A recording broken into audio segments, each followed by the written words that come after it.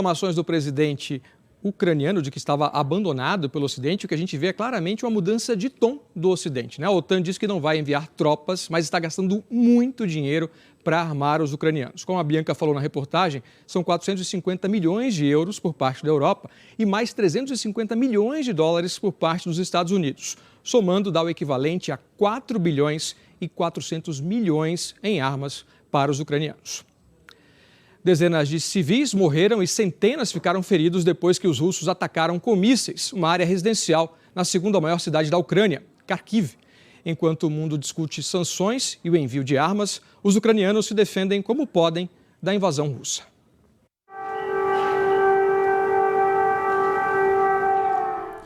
O mundo está do nosso lado, diz o presidente da Ucrânia. Sanções severas e coordenadas já impactam a economia russa. Carregamentos de armas chegam a toda hora para defender os ucranianos. Mas na linha de frente, a guerra é real. Aqui, moradores desarmados, mas unidos, tentam bloquear o avanço de um tanque russo. Nesse hospital pediátrico, os pacientes foram transferidos para o subsolo. Bebês são ninados para abafar o som dos bombardeios. Ainda temos medicamentos, diz essa mãe, mas falta comida. Organizações de caridade prometem entregar pão e suco nos próximos dias. Em tempos de paz, 600 pessoas chegavam a ser atendidas no hospital. Hoje são 200 nessas condições. Nas ruas de Kiev, placas de trânsito foram retiradas para desorientar as tropas invasoras. E o Google desativou temporariamente os dados de tráfego ao vivo, em nome da segurança das comunidades locais. Assim que o toque de recolher foi levantado hoje de manhã, moradores saíram dos seus esconderijos para comprar comida, checar parentes, passear com animais de estimação ou só esticar as pernas, respirar e observar os sinais da guerra pela cidade, que segue sob controle das tropas ucranianas. Imagens de satélite mostram um enorme comboio militar russo a apenas 8 quilômetros da capital, no que parece ser uma mobilização para invadir ou cercar e isolar a capital ucraniana. A Rússia anunciou um corredor humanitário para quem quiser sair da cidade, mas muitos moradores se juntam aos militares na resistência, seja na fabricação de coquetéis Molotov, montando barricadas ou organizando postos de controle. Max até tentou ir para a Polônia, mas decidiu voltar para defender sua cidade. Estou procurando uma força de defesa para me juntar. Unidos também estão os líderes mundiais ocidentais no estrangulamento da economia russa como punição a essa guerra não provocada e desnecessária. O governo russo já reconheceu, a realidade econômica mudou. Só hoje, a moeda russa, o rublo, chegou a cair quase 30% em relação ao dólar, o valor mais baixo já registrado. Com isso, o Banco Central russo fechou a Bolsa de Moscou e aumentou a taxa de juros do país de 9,5% para 20% para tentar evitar um impacto forte na inflação. O poderoso remédio está tendo efeito, mas alguns analistas temem que ele vire um veneno. Se Putin se sentir acuado ou sem saída, pode decidir escalar a agressão contra a Ucrânia. Ontem, o presidente russo pôs as forças nucleares em alerta máximo e já ameaçou a Finlândia e a Suécia com consequências militares e políticas se tentarem entrar na OTAN. Em mais uma decisão irracional, pode mandar as tropas russas agirem com ainda mais violência. Na busca por mais defesas, o presidente ucraniano anunciou que prisioneiros com experiência militar vão ser soltos e enviados para as zonas de conflito. Nessa guerra, cada lado usa os meios que tem. E a gente viu nas reportagens cenários bem diferentes, né? Decisões sendo tomadas em gabinetes pelos donos do poder e pessoas sofrendo nas ruas, nos abrigos. A agência da ONU para Refugiados informou que o conflito na Ucrânia já forçou 500 mil de pessoas a fugir do país. O nosso correspondente Rodrigo Carvalho está na Polônia, que é o principal destino dos ucranianos neste momento. Ele conversa com a gente agora ao vivo. Oi, Rodrigo, boa tarde para você. Oi, Alan, boa tarde para você, todo mundo que assiste ao JH no Brasil. 500 mil de refugiados em 5 dias de guerra. A gente vai, a partir de agora, enquanto esse conflito não terminar, atualizar esses números todos os dias, escancarando um drama humanitário, mais um, nesse nosso tempo. A gente está acompanhando aqui na Polônia a chegada de milhares de pessoas nos últimos dias. Enquanto a gente conversa aqui, tem muita gente vivendo uma realidade muito difícil. A gente tem imagens da estação de trem de Lviv, uma cidade ucraniana que fica não muito longe aqui da fronteira. Muita gente no sufoco tentando ir embora, as crianças chorando, tadinhas. Mães guerreiras carregando seus bebês por horas e horas num aperto. E esse é só o início da jornada para tentar atravessar aqui para a Polônia, por exemplo.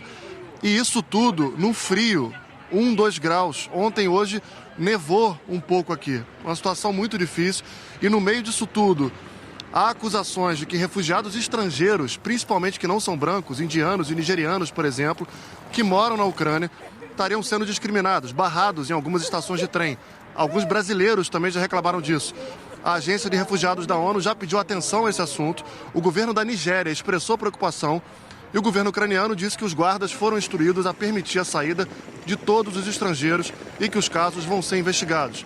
O que a gente tem visto aqui é uma prioridade para mulheres e crianças para embarcar nos ônibus que têm levado refugiados para outras cidades. A gente não viu nenhum estrangeiro sendo barrado, mas tendo que esperar mais tempo. De qualquer forma, é um assunto que a gente tem que observar a partir de agora. Os países aqui do leste europeu têm esse desafio agora de receber essas pessoas da melhor maneira possível, com uma estrutura decente, oferecendo lugar para dormir, comida, informação. E esse não é um desafio qualquer, 500 mil de pessoas já. Muitos voluntários têm feito a diferença, é o que a gente tem visto aqui desde sexta-feira, isso é muito marcante. E a gente vai ver mais detalhes dessa crise de refugiados no leste da Europa com a Ilse Scamparini. A guerra não provoca só mortos, mas famílias dilaceradas pela separação. Mulheres e crianças ucranianas têm que deixar para trás maridos e pais depois que as autoridades do país decidiram que homens de 18 a 60 anos ficassem para lutar contra as forças russas. Mark Goncharuk, que é de Kiev, diz que o pai dele ficou lá. Papai vai vender coisas para ajudar nossos heróis, nosso exército. Ele pode até lutar também. Milhares de carros lotados de refugiados ucranianos ainda formam filas de até 50 quilômetros perto da fronteira polonesa. Em Médica, cidade nos confins polaco-ucraniano, muita gente que já enfrentou uma longa e tensa travessia agora espera para embarcar em um ônibus que a leve em segurança a outros lugares da Polônia. Os refugiados se amontoam em volta de fogueiras e voluntários dão comida e suprimentos. Ali se espera mais de um dia. O polonês Darek Jancik diz que quer enviar uma cadeira de rodas para a mãe de sua noiva ucraniana, que está esperando na fila. É difícil organizar isso. O pai dela teve que ficar em casa, na Ucrânia. I want from Kiev. Nerine Elmadid, do Marrocos, caminhou 50 quilômetros até a fronteira depois de ter fugido de Kiev para Lviv. É assustador estar lá, diz Irina Sergeyevich. Roman Burlaka conta que está esperando para reencontrar a família. Eles estão do outro lado da fronteira, a 18 quilômetros daqui, em uma fila enorme, que durante a noite avançou só 1,5 quilômetro. Gabriel Akumin revela que este é o seu último dinheiro, 500 firmes, que ele quer dar para alguém que lhe permita dormir 4 ou 5 horas. Faz 4 dias que não durmo, que não tomo um banho, ele diz, e reclama que na fronteira foi maltratado. Nos jogaram no chão, nos trataram como animais. Em Chemish, não muito longe de Médica, ônibus levam refugiados para um acampamento temporário. Com casacos de inverno para protegê-los contra temperaturas congelantes, com pequenas malas, se enfileiram na plataforma. Alguns acenam para demonstrar o alívio que sentem por se afastarem da zona de guerra. Os bombeiros oferecem comida e bebida quentes. Na fronteira com a Romênia, debaixo de neve, também há muita solidariedade. Estamos muito agradecidos porque passamos a noite com pessoas que nos deixaram entrar. Chegamos aqui de manhã e fomos liberados muito rapidamente. Não tivemos que pagar nada. Sim, e estamos seguras agora. Da Polônia, os refugiados tentam alcançar outros países europeus. Esses chegaram de trem a Berlim. Para quem tinha passaporte ucraniano, não foi cobrada a passagem. Uma jovem voluntária diz que reuniu as pessoas através das mídias sociais para dar aos ucranianos que chegam informações com lugares para onde ir, com conexões de viagem, com detalhes de Wi-Fi para que estejam conectados à internet novamente. Os italianos também se preparam para acolher os refugiados da guerra de Putin. A maior comunidade de ucranianos nos países da União Europeia fica na Itália, com quase 240 mil. A ela vão se juntar os que estão fugindo das bombas e aqui vão encontrar uma nova pátria. É uma situação muito triste, vocês imaginam. Com frequência, quando a gente está lá na fronteira, eu, o Ross e o Hernani, nossa equipe aqui, a gente se pega cada um indo para o canto para dar aquela desabada, respirar um pouco. Muita gente também, os voluntários, com frequência você vê algum voluntário chorando, os refugiados chegam esgotados, é um ambiente pesado, um pico ali de tristeza. É uma mistura de sentimentos, porque tem um alívio, as pessoas depois de 20, 30, 40 horas conseguem finalmente entrar no país que, né, vive em paz. E teve uma cena ontem que chamou muita atenção, deixou muita gente mexida, a chegada de uns soldados, de homens ucranianos que vivem em outros países aqui da Europa, vieram para cá para fazer o movimento inverso dos refugiados, entrar na Ucrânia para lutar com os russos. Eles foram aplaudidos, estavam muito confiantes, mas deixaram ali uma energia de uma aflição, uma agonia. E aí teve um rapaz que chorou e conversou com a gente, e ele falando que se sentiu um pouco envergonhado até, porque ele acha que ele deveria também estar cruzando a fronteira para ir lutar, que ele admirava a coragem, porque ele identificava aquilo, no fim das contas, como uma luta pela liberdade. Então, a realidade na fronteira é muito dura, essas pessoas chegam aqui sem ter ideia do próximo passo, qualquer ideia, desnorteadas, pisam aqui para depois pensar para onde vão. Tem um primeiro movimento de ir para uma cidade grande da Polônia, pegar um trem para Cracóvia, Varsóvia, a capital, mas assim, sem plano nenhum, sabe? Malinha, com as crianças, mulheres chegando com suas crianças. Então, uma situação uma realidade muito dura.